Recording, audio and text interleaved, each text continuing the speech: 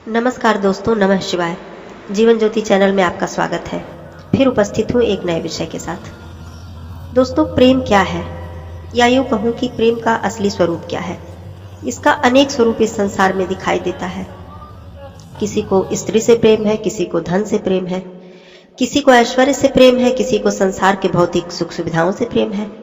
इसके अलावा भी प्रेम के कई सारे रूप होते हैं, जैसे पत्नी का प्रेम, पति पत्नी का प्रेम, भाई बहन का प्रेम, मित्र मित्र का प्रेम, प्रेमी प्रेमिका का प्रेम।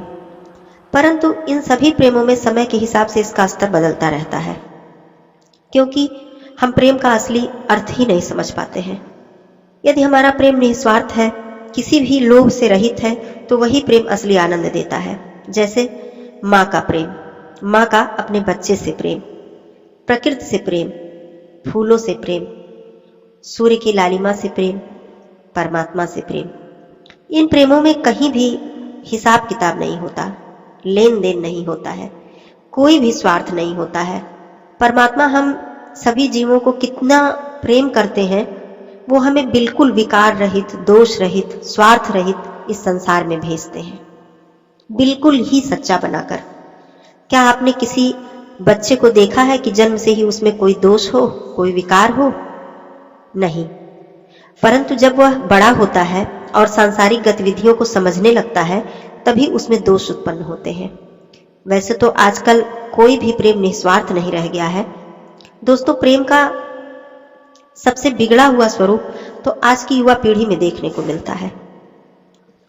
प्रेम के 2.5 अक्षर की बात ही क्या करूं, उन्हें तो शायद एक अक्षर का भी पता नहीं है, और कहते हैं कि मुझे प्रेम में बहुत धोखा मिला, मैं तो प्रेम में बर्बाद ही हो गया, इतना दर्द मिला है कि मैं जीवन भर नहीं भूल सकता या भूल सकती। प्रेम ने तो मेरी जिंदगी ही बर्बाद कर दी। अब बताइए, ये प्रेम था या व्यापार था जिसमें इतना सारा नुकसान हो गया? आज की पीढ़ी का प्रेम आज होता है, 4 दिन के बाद खत्म हो जाता है। उनकी भाषा में उसे ब्रेकअप कहते हैं, और फिर ब्रेकअप का दर्द जब खत्म हो जाता है तो फिर प्रेम हो जाता है।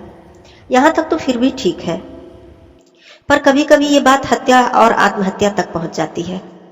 अब ये वाला प्रेम तो मेरी समझ से परे है दोस्तों। शायद इसे प्रेम नहीं, मैं केवल आकर्षण कहूंगी, और आकर्षण को प्रेम समझ बैठी है आज की युवा पीढ़ी, जो कि कितने अपराध को भी जन्म दे देती है। आकर्षण खत्म तो प्रेम भी खत्म। इन्हें यह समझना होगा कि प्रेम कोई सौदा नहीं है, बल्कि एक एहसास है जो एकदम पवित्र होता है। जैसे राधा कृष्ण का प्रेम, शबरी का राम से प्रेम, और मीरा का प्रेम, जो आज भी अमर है और अमर रहेगा। आज की युवा पीढ़ी को यह भी समझना होगा कि प्रेम कभी पाप नहीं करवाता, प्रेम तो पावन बना देता है। क्या आपने परमात्मा से प्रेम करके कभी दुख उठाया है या नुकसान पाया है?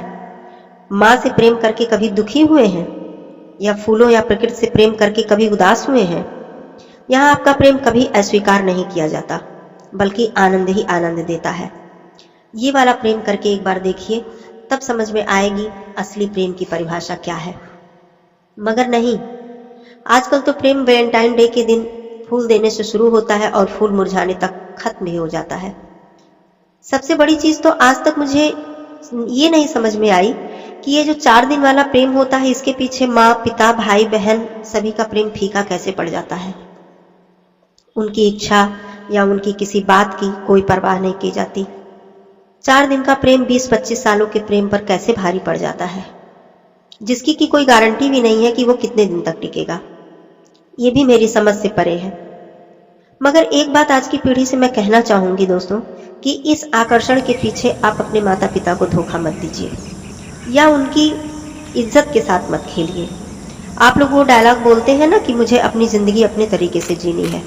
जिंदगी मेरी है तो फैसला भी मेरा होगा।